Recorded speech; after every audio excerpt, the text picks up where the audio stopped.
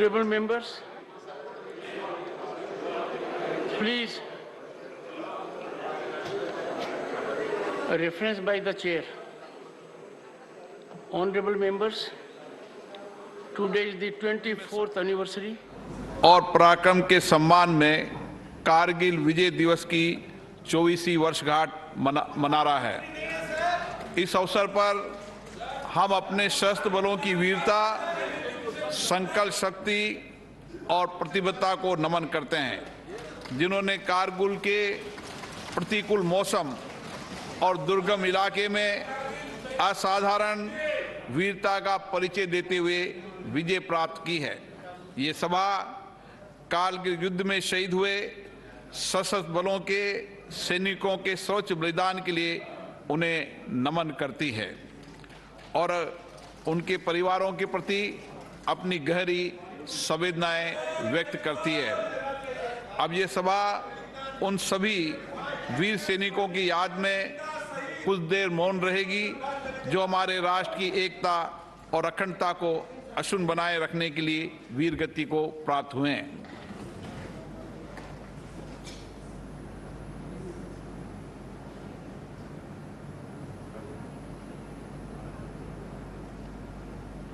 ओम शांति। प्रश्नकाल।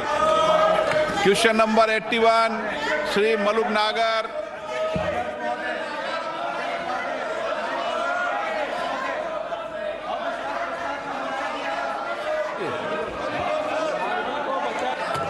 आप समझदार हैं, अनुभवी नेता हैं, 12 बजे लिया जाता है उसको।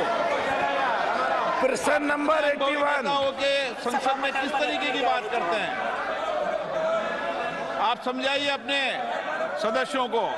नो गलत तरीका। क्वेश्चन नंबर 81 श्री मलुक नागर। मंत्री जी, प्रश्न नंबर 81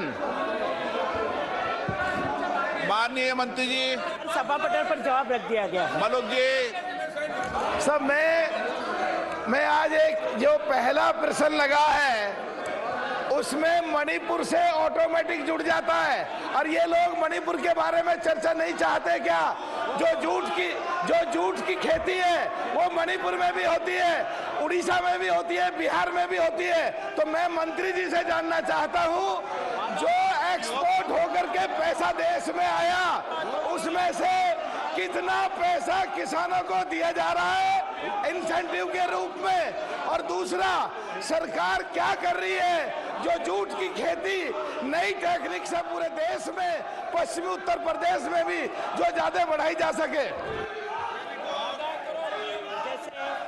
आज का दिन हम सबके लिए भी बहुत गौरवान्वित है, क्योंकि आज ITPO का जो विश्व स्तर का जो एक एग्जीबिशन सेंटर का आज ओपनिंग करने प्रधानमंत्री जी गए थे और प्रधानमंत्री जी ने जिस तरह से ग्लोबल इमेज को ध्यान में रखते हुए आत्मनिर्भर भारत की ओर बढ़ते हुए हम सब ने कर्तव्य काल का निर्माण किया है और इस कर्तव्य काल में टेक्सटाइल इंडस्ट्री में सबसे बड़ा योगदान जूट का भी रहा है। मैं आपके माध्यम से बताना चाहती हूं कि जो किसानों की बात ये कर रहे हैं, कल सबसे बड़ा किसानों के सम्मान निधि के रूप में प्रधानमंत्री जी डायरेक्ट बेनिफिट ट्रांसफर से उसके अकाउंट में जो पैसा जमा करने वाले हैं, इसमें इस बार MSP के माध्यम से जूट किसानों को 5,000 से ज़्यादा की राशि ये तय की गई है।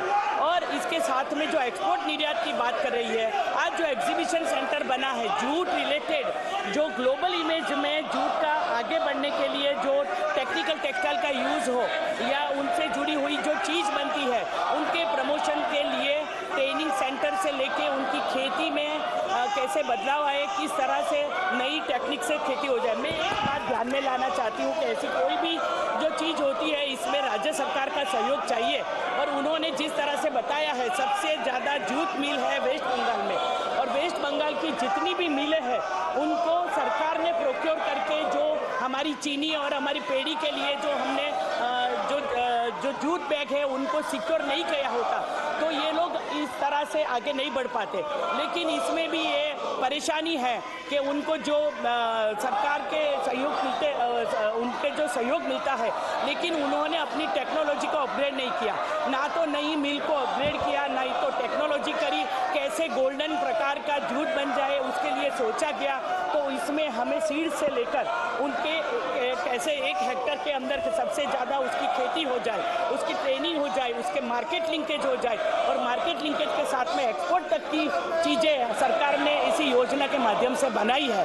तो जो एक्सपोर्ट आज हुआ है, उन्होंने जो सवाल पूछा है कि आज तक का सबसे ज़्यादा एक्सपोर्ट जूट का पिछले साल के मुकाबले में इस साल जो हम लोगों ने तय किया है तो उनका जूट के उत्पादन में 76 लाख बेल की तुलना में 2023 में 91 लाख बेल्स हो गया और आज वर्तमान में 10,000 करोड़ रुपए की अधिक छूट जो केलिया के लिए सरकार खाद्यान्न पदार्थ के लिए उनको दी जाती है। मलूक नागर, ये अब सीधा प्रश्न ये था कि जो एक्सपोर्ट होता है, जो इंसेंटिव सरकार देती है इस जूट की खेती बढ़ाने के लिए, सरकार ने किसान को क्या इंसेंटिव के रूप में दिया है? नंबर 1। नंबर दो कि क्या सरकार पूरे देश में जूट की खेती और खास करके मणिपुर में, जिससे वहां पैसा ज्यादा जाए और झगड़े बंद हो जाए, सरकार झगड़ों को भी कंट्रोल करे और आर्थिक रूप से भी मजबूत करे, उसके लिए सरकार क्या कर रही है? और तीसरा, पश्चिमी उत्तर प्रदेश में जूट की खेती कैसे ज्यादा हो, इसके लिए सरकार क्या कर रही है? इनकी लड़कियां होती है जो श्रमिकों की बालिका होती है, उनको 10वीं और परीक्षा पास करने के लिए 5,000 और 12वीं की परीक्षा पास करने के लिए 10,000 रुपया की स्कॉलरशिप प्रदान की है। सरकार ने 21-23 के दौरान लगभग 8200 बालिका को 7,000 करोड़ रुपए का स्कॉलरशिप प्रदान किया है। इसके अलावा टेक्निकल टेक्सटाइल के लिए, जियो टेक्सटाइल के लिए जो ज़्यादातर नॉर्थ ईस्ट में उसका उपयोग होता है, उसको बढ़ावा देने के लिए भी हम लोगों ने बहुत सारे इंसेंटिव लिए हैं। PLI स्कीम के माध्यम से जो पूरे ग्लोबल में जिसकी चर्चा है, जब भी प्रधानमंत्री विदेश जाते हैं तो हमारी जो प्रोडक्शन लिंकेज जो स्कीम है, इसके माध्यम से हम लोगों ने बहुत सपोर्ट इंडस्ट्री को किया है। गोपाल मोदी सपोर्ट के साथ माध्यम से एक्सपोर्ट के माध्यम से उनको एग्जीबिशन के लिए भी हम लोग भेजते हैं। लगभग 7,000 से ज़्यादा हैंडलूम हैंडीक्राफ्ट के साथ साथ में जूट को भी प्रदर्शनी में शामिल करते हुए टेक्सटाइल इंडस्ट्री ने तय किया है, टेक्सटाइल मिनिस्ट्री ने, तो जूट को भी जो हमारे यहाँ ग्रीन एनवायरनमेंट की ओर आगे बढ़ते हुए हम उनको भी सहयोग प्रदान करेंगे। Question number 82 Shri Arvind Sawant. Question number 82 Arvind Sawant. माननीय मंत्री जी, माननीय सदस्य, question number 83 Shri Ashok Kumar Rawat. Question number 83. Statement is laid on the table of the House, sir.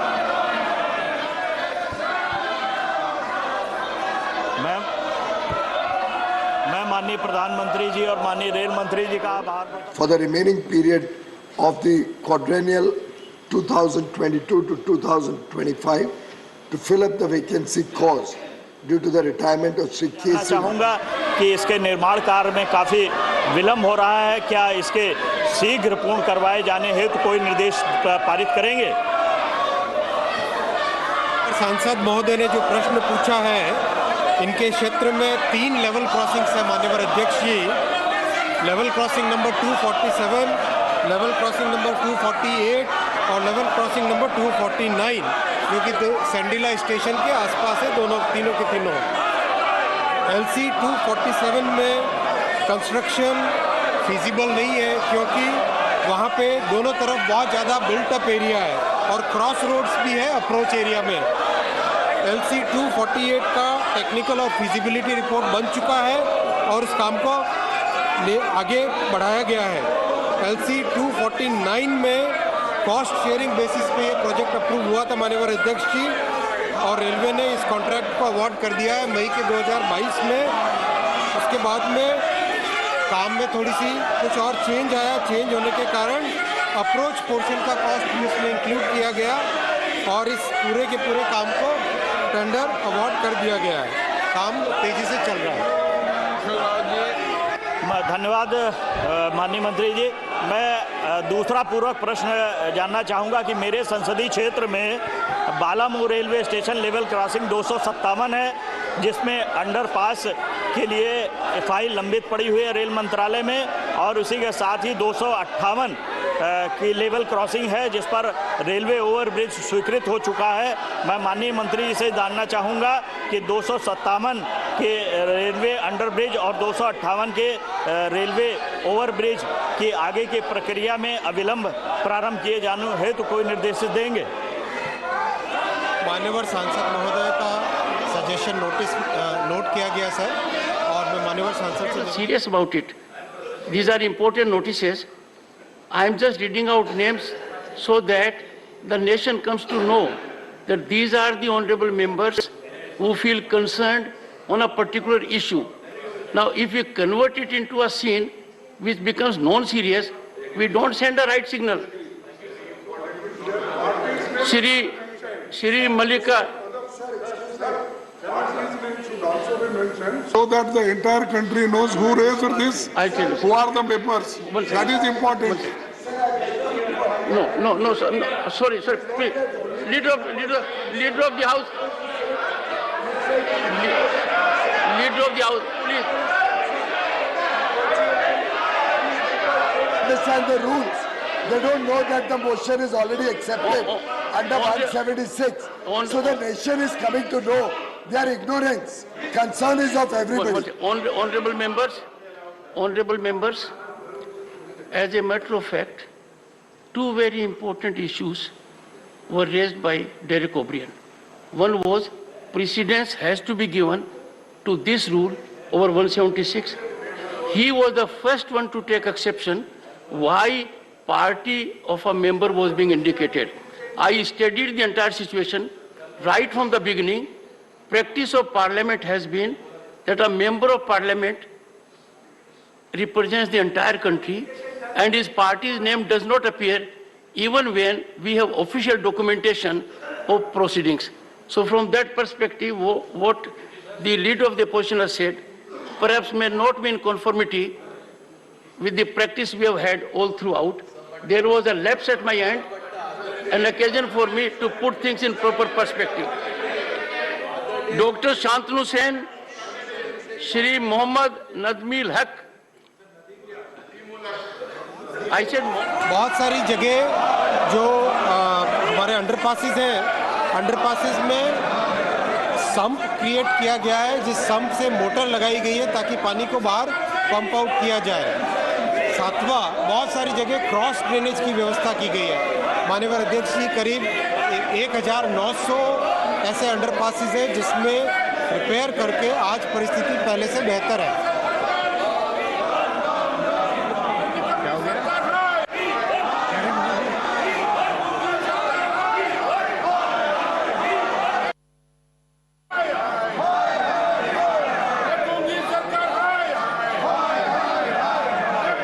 सदस्यगण, आप चर्चा नहीं करना चाहते, मणिपुर पर आप चर्चा नहीं करना चाहते, सदन की मर्यादा बना के रखो। सदन में बात या चर्चा के लिए अच्छा हो, आप अपने अपनी शासन पर बैठे, हर विषय हर मुद्दे पर चर्चा कराई जाएगी। ये सदन चर्चाओं के लिए है। आप चर्चा नहीं करना चाहते, प्रश्नकाल नहीं करना चाहते, सदन की कार्रवाई 12 बजे तक के लिए स्थगित की जाती है।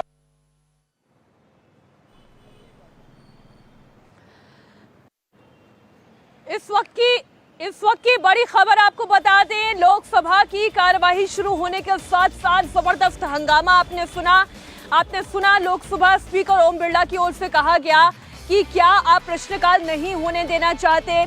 लगातार प्रश्नों को उठाया जा रहा था, मेंशनिंग की जा रही थी, लेकिन उसी के बीच लगातार हंगामा होता रहा और इसी हंगामे के बीच लोकसभा की संसदीय कार्रवाई को दोपहर 12 बजे तक के लिए स्थगित कर दिया गया है। इस वक्त की बड़ी खबर आपको बता दें, आज एक तरफ विपक्ष की ओर से नो कॉन्फिडेंस मोशन सरकार के खिलाफ लाया जा रहा है और नियम भी मैं आपको बता दूं कि अगर 10 बजे से पहले नोटिस दे दिया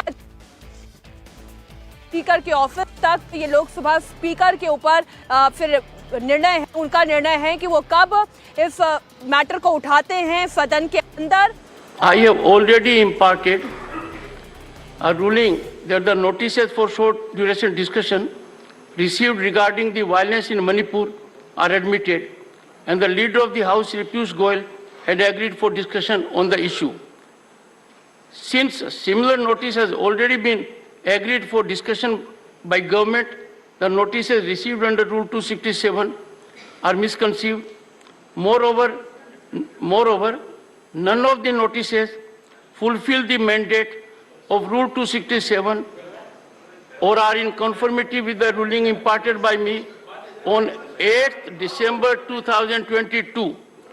In view of the same, तो एक तरफ आपने देखा लोकसभा की कार्यवाही दोपहर 12 बजे तक के लिए स्थगित हो गई है। राज्यसभा की कार्यवाही अभी चल रही है, लेकिन हंगामा आपने होते हुए देखा।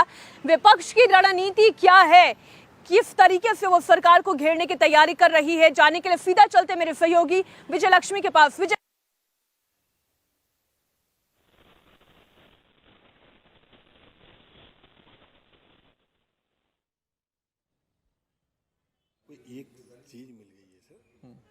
अपनी सहयोगी के पास जाऊंगी विजय लक्ष्मी, जो कि लगातार कांग्रेस और विपक्ष की रणनीति को बारीकी से समझ रही हैं इस वक्त। Be fully confident I'll deal with it. Dr. M. Thambi Durai, concern over rising prices of daily essential commodities. Sri C. Shanmugam, concern over breakdown of rule of law in the state of Tamil Nadu.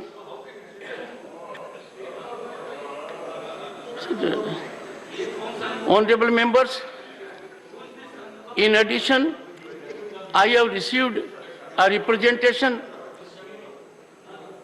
from following members: Srimati S.